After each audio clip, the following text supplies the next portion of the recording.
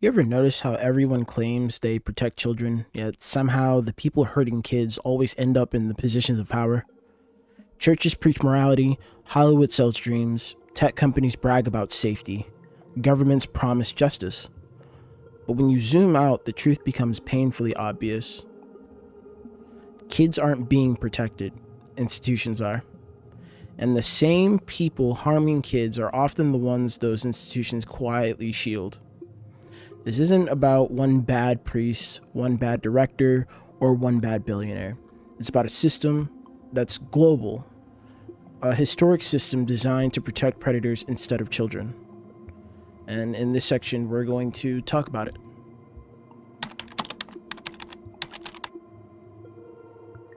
There's a quote I thought about while looking into this, and it went something around the lines of, to not care about children is to not care about the future. And if you don't care about the future, then what's the point of living? One institution seems to think differently. The story of Spain's stolen children begins with the dictatorship, but its survival was because of an institution powerful enough to outlast it, the Catholic Church. When Francisco Franco came to power in 1939, his regime sought to rebuild Spain in its ideological image. One of his earliest tools was the removal of children from families deemed undesirable. In this case, it was Republicans, leftists, and dissidents. The plan was simple: sever the bloodline from its political roots and replant it in morally superior Catholic homes, loyal to Franco. These children weren't just relocated, they were re-engineered, and the church aligned with the regime, becoming the perfect partners. By the 1950s, the ideological mission had quietly morphed into a nationwide system of infant trafficking. And at the center of this system were church-run hospitals and Catholic maternity homes. And the religious figures who participated in this were priests, nuns, and the doctors who operated under the moral authority no one dared question. The method was really disturbingly consistent. A woman, often young, unmarried, or poor, would enter a Catholic hospital to give birth. In this state, she might be frightened, alone, or already shamed by society. When the baby arrived, a nun or doctor would appear with devastating news. "I'm sorry, your child didn't make it." And if the mother asked to see the body, she would be told no. There would be no funeral. Instead, forged death certificates would be issued, and the child would very much be alive, would be handed through a side door to another family. These weren't isolated moments of cruelty. They were part of a coordinated system in which religious institutions became the gatekeepers of who deserved motherhood. And with falsified records and destroyed archives, the church helped ensure these children would grow up never knowing they were stolen. As the decades passed, the dictatorship eventually crumbled, but the scheme didn't. Spain transitioned into democracy, modernized, and opened up to the world, but still. Reports suggested that the abductions continued into roughly the 1990s. You see, the uniforms changed, but the structures remained. Church-run hospitals, religious orders, and trusted clergy quietly moving children through a back market adoption pipeline. Some adoptive parents were complicit, aware they were paying for a child rather than adopting one legally. Others were deceived into believing the church was offering them a miracle after years of infertility. Either way, the institution stood at the center, controlling the narrative from birth to forged paperwork. And yet, justice has become painfully elusive. Spain's 1977 amnesty law protects many implicated in Franco-era crimes. The church continues to deny institutional responsibility, even as it quietly acknowledged the involvement of individual members. Records that could prove answers were burned long ago, and the passage of time has turned witness into memories, and perpetrators into ghosts. The total number of victims may never be known, but advocates estimate up to 300,000 children were taken. Children who grew up without their real names, mothers who mourned children who were never dead, and families torn apart in the name of ideological morality, and eventually profit. This was more than just a political crime, more than a historical crime. It was a crime sanctified by the very institution meant to protect. One of the most disturbing and defining abuse cases in the history of the Catholic Church is the scandal surrounding Father Lawrence Murphy and St. John's School for the Deaf in St. Francis, Wisconsin.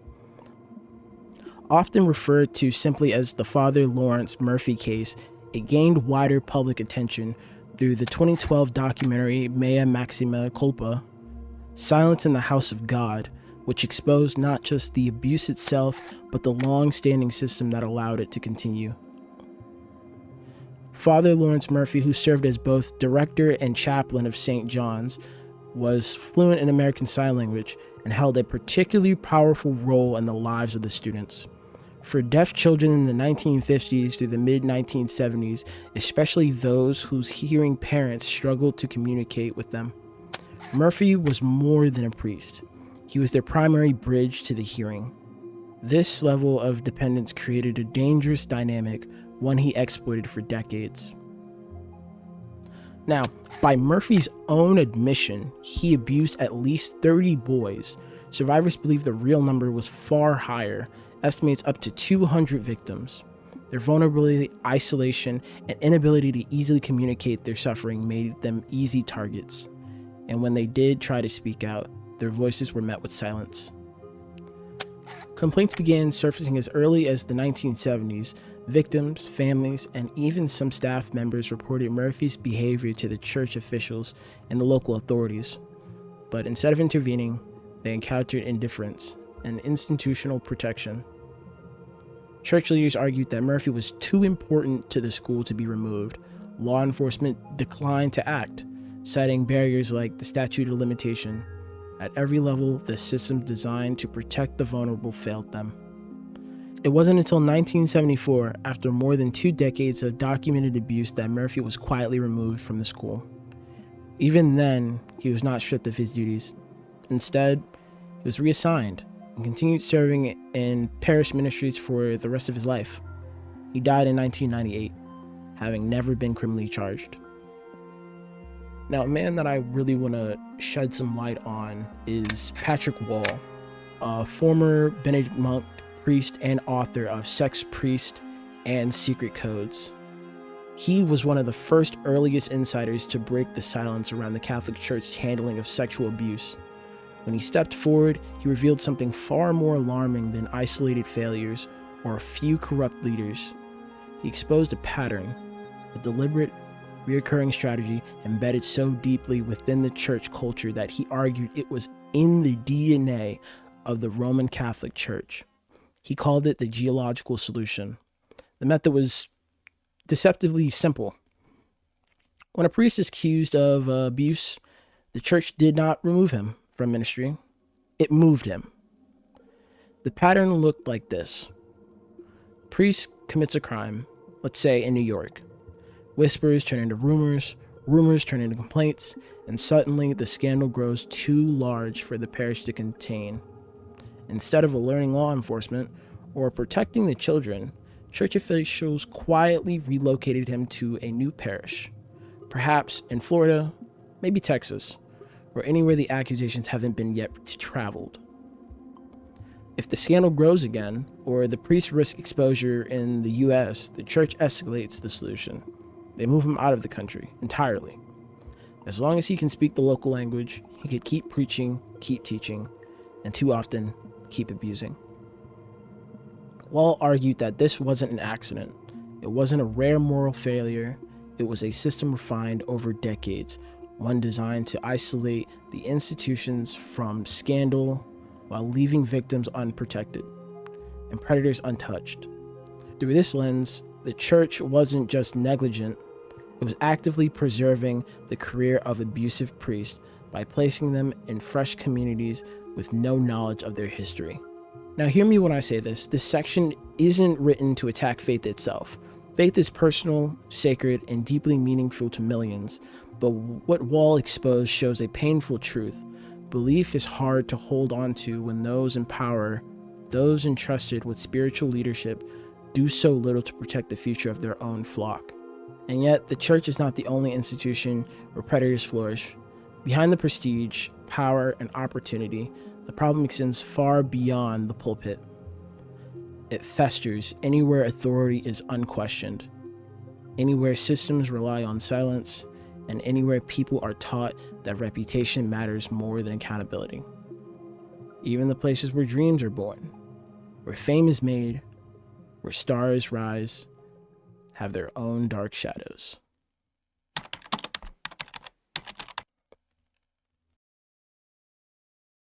Good ship, lollipop, it's a sweet trip.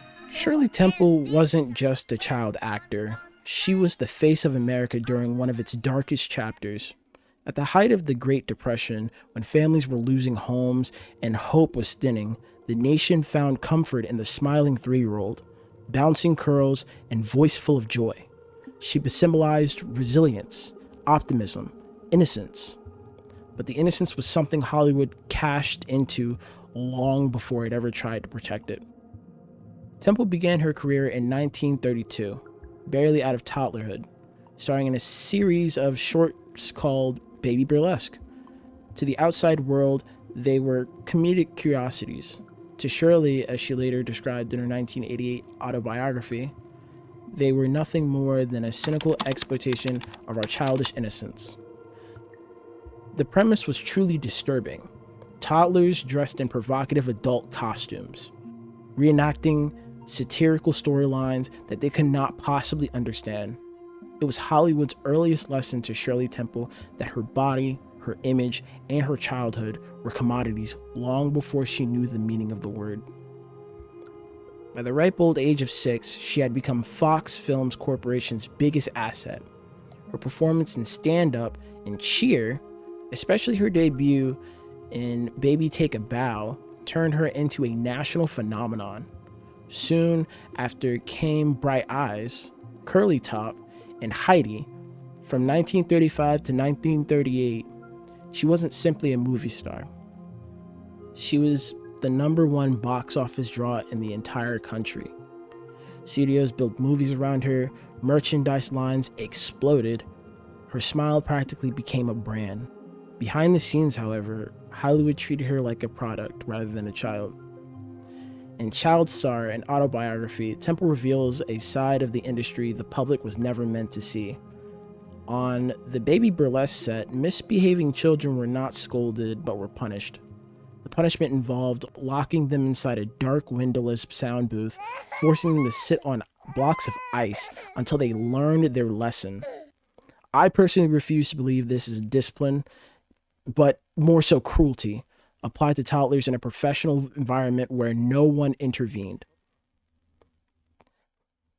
Unfortunately, Temple also endured sexual harassment far younger than any child should comprehend. At just 11 years old, she met MGM producer Arthur Freed, one of the most influential men in film. During what was supposed to be a professional meeting, Freed exposed himself to her. Innocent and unaware of how to respond, she laughed nervously. A child's instinctive reaction to something she didn't understand. Now offended by her laughter, Freed threw her out of his office.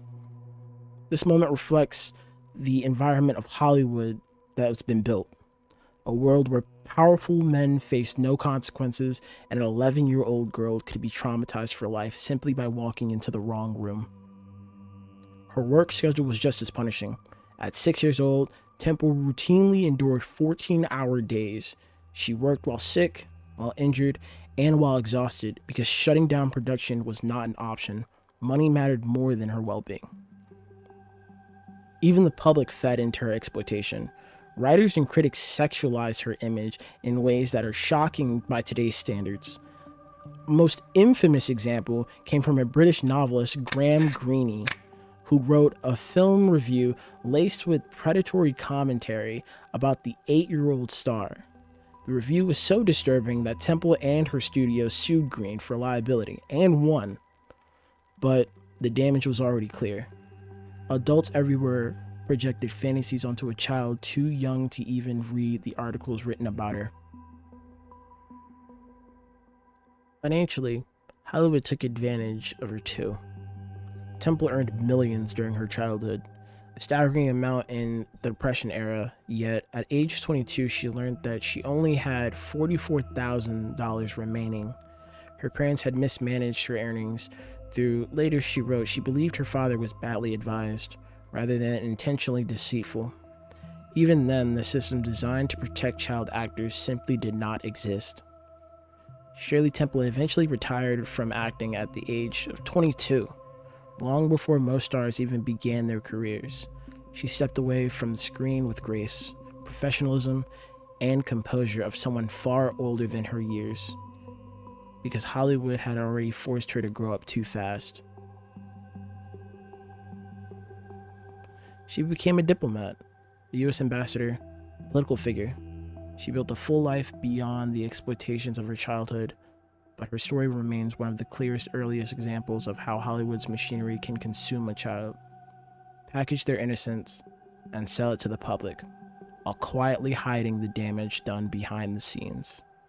Her smile lifted a nation out of despair, but behind that smile was a reality Hollywood never wanted the world to see.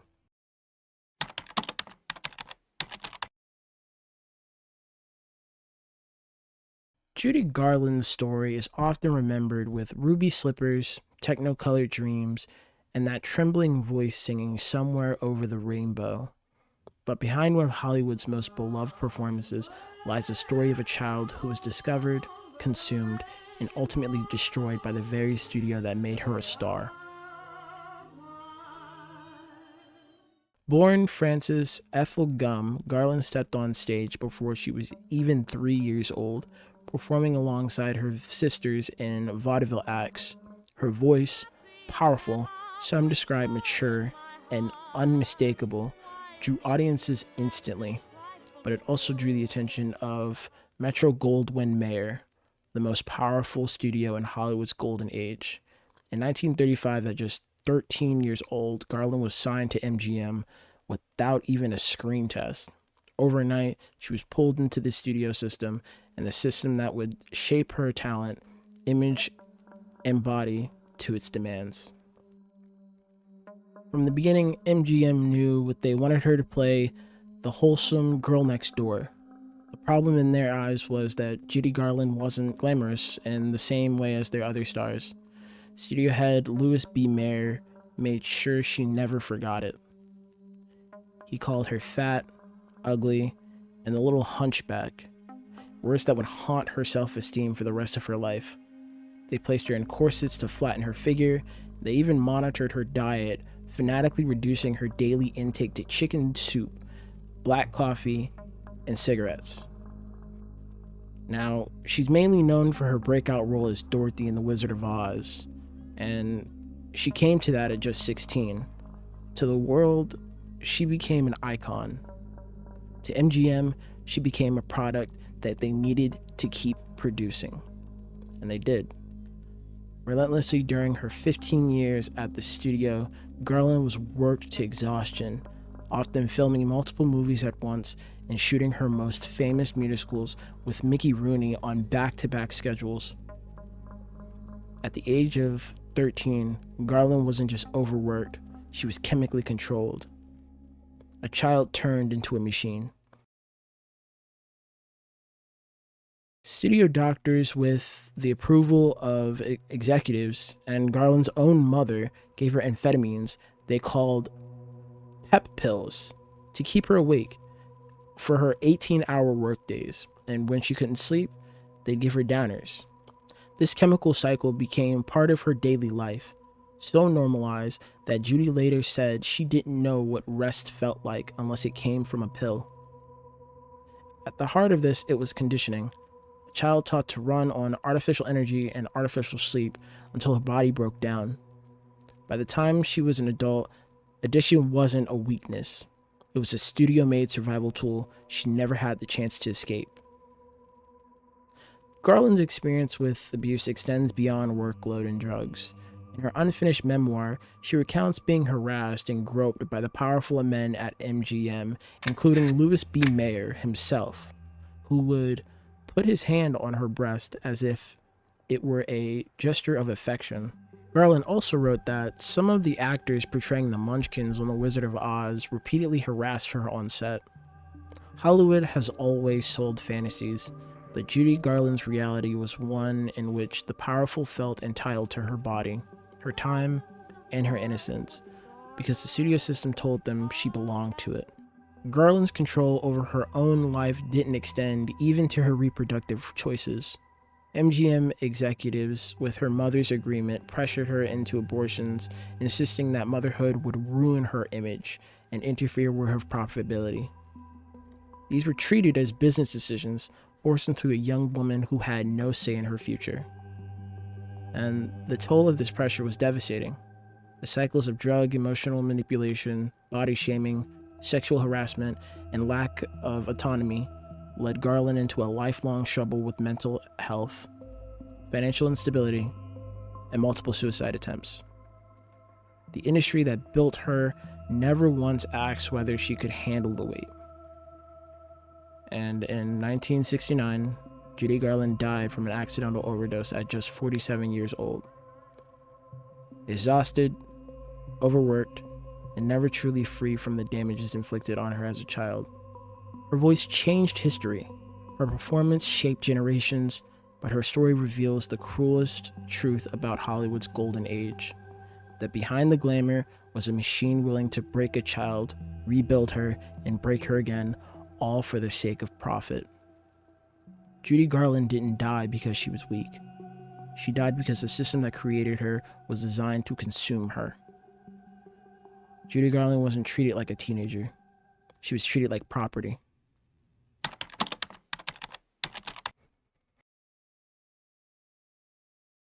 Corey Feldman's story is one of the most important and most painful accounts of Hollywood's abusive undercurrent. While many former child stars have spoken about exploitation, Feldman stands out because he has spent decades trying to expose what he described as a network of predators operating openly in the industry, long before the public had language like grooming or #MeToo or abuse of power. Feldman was one of the most recognizable actors of the 1980s, starring in The Goonies, Stand By Me, and The Lost Boys. On screen, he played brave, witty kids capable of surviving dangers. Off screen, he and his best friend, Corey Haim, were living a danger no child is built to survive. Feldman's first major public disclosure came in 2013 with his memoir, Choreography, even when he used pseudonyms for his abusers, not to obscure the truth, but out of fear. Hollywood lawyers were, and still are, powerful, after all. The studios were unforgiving, and Feldman knew from experience that victims were more likely to be punished than protected. As #MeToo movement grew, Feldman became more vocal. He appeared on talk shows and interviews, naming what he believed had always been an open secret for child stars. Parties where older men targeted young boys, offering them drugs, alcohol, and the illusion of mentorship. Feldman described it not as a one-off horror, but as a culture, a system that saw children as disposable. And Corey Haim being the best friend he couldn't save. If Feldman's story is tragic, Corey Haim's is devastating. Feldman has repeatedly claimed that Haim was raped at 13 years old while filming Lucas. According to Feldman, the trauma derailed Haim's entire life. Hollywood leaned on Haim's charm and talent while ignoring the psychological wounds beneath the surface. Haim turned to drugs, trying to numb what he had endured, and later died in 2010 after years of addiction. Feldman has said many times that the industry failed Haim long before his addiction was blamed for his downfall. In 2020, after decades of being dismissed as paranoid or troubled, Feldman released a self-funded documentary called My Truth: The Grape of Two Coreys. The film was chaotic, emotional, and raw, exactly the way the trauma survives inside a person. And Feldman named several of the men he claims abused him or his friend. Charlie Sheen, whom Fieldman alleged assaulted Haim, although Sheen denies this to this day. Marty West, who is a registered sex offender. John Grissom, who is a convicted child molester. And Alfie Hoffman, accused by multiple former child actors. Hollywood, in its typical fashion, tried to distance itself. Some dismissed Fieldman, others questioned the documentary presentation, but very few questioned the pattern he was describing.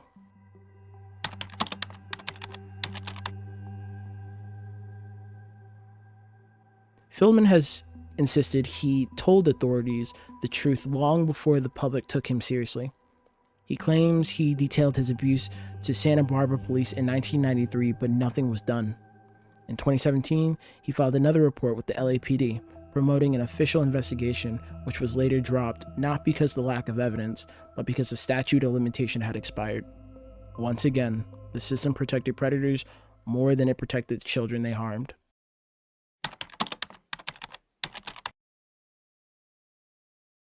Fieldman has also spoken openly about his family life too. Abusive parents, financial exploitation, and emotional neglect.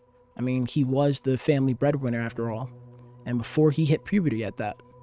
With no adults he could turn to at home, he looked for guidance in Hollywood, only to find the men who saw his vulnerability as an opportunity. This is the part of the story that often gets overlooked. Predators chose Fieldman not just because he was famous, but because he was unprotected. Despite the backlash, skepticism, legal threats, and public ridicule, Fieldman hasn't stopped advocating. He has worked with groups like Child USA, championed the extension of statutes of limitations, and pushed for mandatory protections for child actors. He's not a perfect spokesperson. He's emotional, he's angry, and often speaks with urgency of someone who knows he's running out of time for the world to take him seriously. But the imperfection makes him more credible, not less. He's a survivor trying to save others in an industry that did nothing to save him. Corey Friedman shouldn't have become a whistleblower. He should have been a protected child. He should have been believed as a teenager. And he should have been supported as an adult. Instead, he became the man shouting into the void, trying to warn the world about something Hollywood preferred to bury. Today, he remains one of the most outspoken voices on child exploitation in the entertainment industry, and still fighting the very same system he grew up inside. Now that we have understood how deep of a hole abuse is in Hollywood, let's shine some light on some stars who contributed to this system. Dan Schneider, creator of iCarly, Victorious, Drake and Josh, Zoe 101, former cast and crew described sexualized scenes involving minors, foot fetishes, boundary-crossing scripts, and hostile behavior, which complaints ended up being ignored because of his shows making so much money. Roman Polanski, a filmmaker and actor, drugged and raped a 13-year-old girl. He fled the country after pleading guilty. Hollywood gave him a standing ovation years later for Best Director for the film The Pianist. Congratulates Roman Polanski and accepts this award on his behalf. R. Kelly openly married Aaliyah at 15 with forged documents, with dozens of accusations, and even a dedicated episode on the Boondocks, exposing the absolute care that everybody had about him and his music other than his crimes. Industry's executives protected him for decades until public pressure forced action. Understand the pattern. Hollywood protects money, not children. For decades, predators hid inside institutions like churches, studios, and as we know, schools. But today, they've evolved and they go where children are now. And in the digital age, one place stands above the rest: Roblox, the biggest online playground in the world. Now, Roblox sells itself as a space of creativity and imagination, a platform where kids can design worlds, play games, and meet friends. With millions of daily users, most of them being children, Roblox has become as influential to this generation as Hollywood was in the 1930s or Nickelodeon was in the early 2000s. And behind the bright colors and blocky avatars is a hard truth. Roblox has become a fertile ground for grooming, exploitation, and child-targeted predatory networks. And unlike the institutions of old, Roblox was built by design, not by accident, to give strangers access to children. Roblox is an ecosystem where users create their own experiences. Using a tool called Roblox Studio, its targeted audience is overwhelmingly young children, tweens, and early teens. Roblox knows this, obviously. It markets to family. It uses child-friendly branding, and it promises safety. The company claims to moderate content through automated systems and human reviewers. It offers parental controls and age restrictions on paper. That sounds good, and it makes Roblox responsible. But in practice, predators learn how to slip through every crack, and nothing exposes more clearly than condo games. Condo games, or condos, are explicitly sexual user-created worlds inside Roblox. Think about that. Sexually explicit games created inside a platform meant for children. These worlds contained naked avatars, sexual roleplay, explicit language, simulated sexual behavior. They violated every Roblox rule. Now, they are banned and are often taken down aggressively, but they keep coming back because predators learned how to bypass moderation filters, hide condos games behind coded names, move links through off-platform channels like Discord, and regenerate them within minutes after taking them down. Roblox removes condo games quickly and often within minutes. But that doesn't change the underlying problem. Predators can create them faster than Roblox can catch them. It is the exact same pattern we saw with institutional cover-ups in Hollywood and in the church. Predators innovate, and the institutions react after the damage is done. At the center of Roblox Corporations is CEO David Basinski, a figure now facing mounting controversy, lawsuits and public accusations claiming that Roblox policies enable predators, Roblox suppresses criticism about safety failures, Roblox profited from inappropriate content that existed for years, and Basinski has made statements dismissing parental fears. Over 500 victims, who are represented by a law firm, shared similar stories of exploitation tied to Roblox interactions. Some of Basinski's most cited public comments include, "If you're not comfortable, don't let your kids be on Roblox," suggesting Roblox could function as kind of an online dating platform for lonely people. These statements did not reassure parents, surprisingly. They comforted what critics feared. Roblox prioritized growth and engagement over genuine safety. A lawsuit filed by an advocate named Schlepp has gained national attention. While he hasn't officially filed his case yet, he and his legal team, partnered with the YouTuber and attorney Law by Mike, claim they represent hundreds of children harmed through the platform. Roblox denies wrongdoing, and Basinski threatens a counter lawsuit. But the pattern remains: a billion-dollar company telling parents to monitor their kids better, instead of fixing a system known to facilitate abuse. Now, if condo games represents the underground sex rooms, the 764 network represents something even darker: a coordinated ideological predator collective. The 764 network is tied to nihilistic and misanthropic philosophies, neo-Nazis and satanic subcultures, online communities built around chaos and social harm. Their goal isn't just sexual exploitation, it's destruction.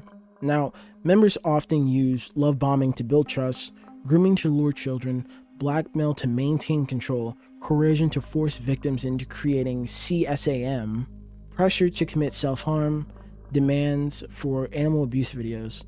and cut signs or blood signs live streamed harm on camera.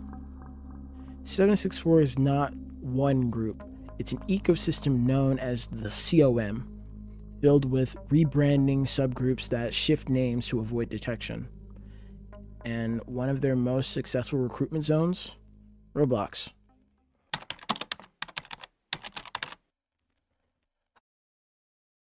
Predators inside the network operate by using in-game chat to identify isolated kids, create custom experiences with subtle 764 symbols, sending friend requests to children who seem vulnerable, inviting them into private Discord or Telegram servers, gradually escalating the grooming cycle until the child feels trapped. Families across the US and Europe have filed lawsuits against Roblox and Discord for their children's exploitations and at the hands of these networks. In response, Roblox implemented mandatory facial age verification, chat restrictions tied to verified ages, and stricter cross-age interaction limits. But these changes arrived only after public outrage and lawsuits, not before lives were damaged. Every major platform, Discord, Instagram, YouTube Kids, Omegle, VRChat, Fortnite, and Minecraft, has cracks that predators are more than happy to exploit. But one man has seemed to have it all. For decades, Jeffrey Epstein operated like a ghost in plain sight, a man with no college degree who somehow gained access to billionaires, presidents, intelligence circles, Ivy League institutions, global banks, and homes of the world's most powerful men. His crimes were not hidden. His victims were not silent. But the system that surrounded him, universities, banks, politicians, prosecutors, and billionaires, all protected him long enough for him to build one of the most organized child abuse networks in modern history. Epstein was not just a predator, he was an institution. And every institution that failed to stop him played a part in the harm he caused.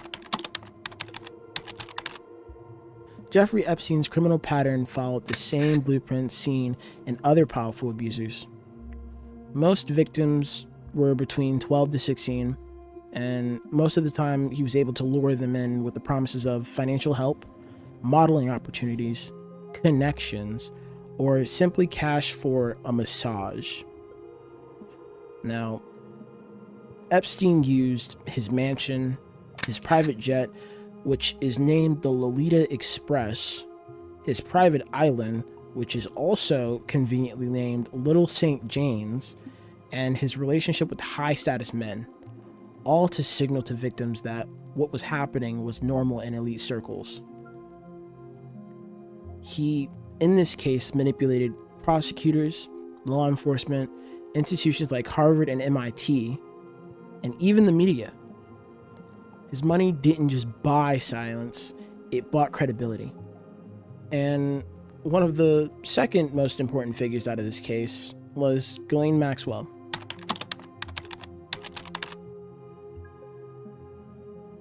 Ghislaine Maxwell was not just Epstein's solicit companion, she was the architect of success. And her role included recruiting young girls, isolating them from their families, grooming them emotionally, normalizing boundaries through friendship, enforcing Epstein's rules, and sometimes participating in the abuse. Victims described her as the trusted woman who made everything feel less dangerous, a technique predators use to disarm suspicion. Maxwell provided legitimacy. She was from a wealthy British family, after all. Connections with politicians, academic scholars, as well as some royals. And logistics, such as homes, travels, and schedules. She was the bridge between Epstein and the elite world that protected him. Now here's the part that really aggravates me. In 2008, Epstein secured one of the most shocking sweetheart deals in American legal history. He was accused of molesting dozens of underage girls. Prosecutors had overwhelming evidence. Multiple victims even came forward. And yet, he received 13 months in a private jail wing with work release privileges and immunity for co-conspirators, including Maxwell.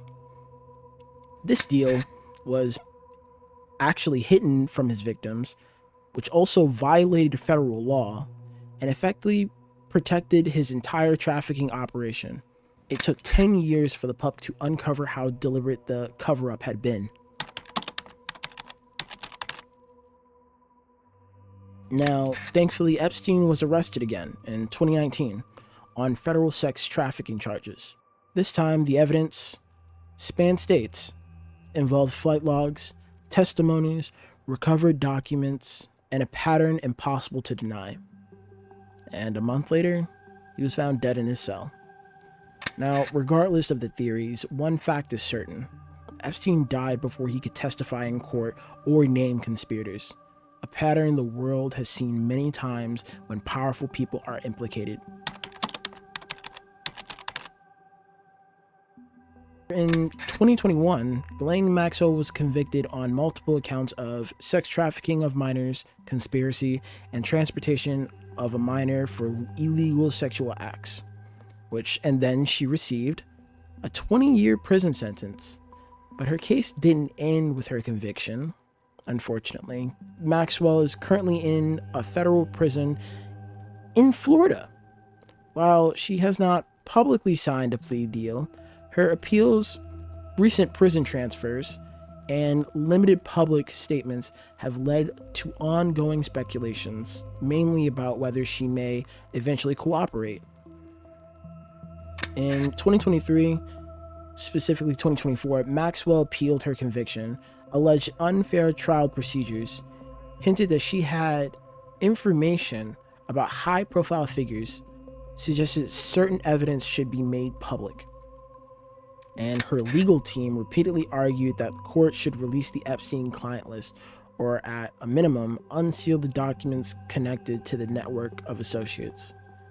Now, this triggered media pressure, political pressure, and renewed interest in who exactly Epstein protected and was protected by.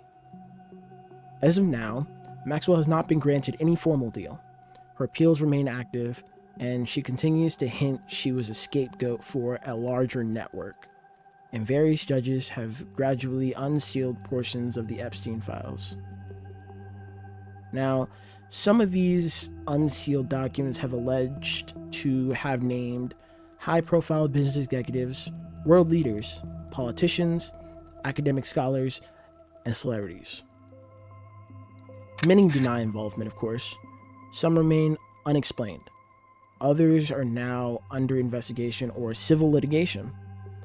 Epstein and Maxwell fit the exact same institutional patterns as abusive priests protected by the church, producers protected by Hollywood, and predators protected by tech platforms like Roblox. The abuser is never acting alone. They function inside a system that rewards silence, punishes victims, values reputation over truth, and move predators instead of stopping them.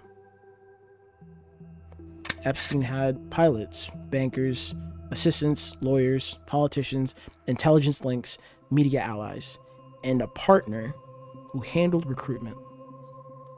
When you look at this case, you see the same message repeated across history. Predators thrive where institutions protect them. Power doesn't conceal abuse, it enables it. And Epstein's network wasn't a conspiracy theory. It was a conspiracy documented in flight logs, victim testimonies, court records, financial trials, and Maxwell's own conviction.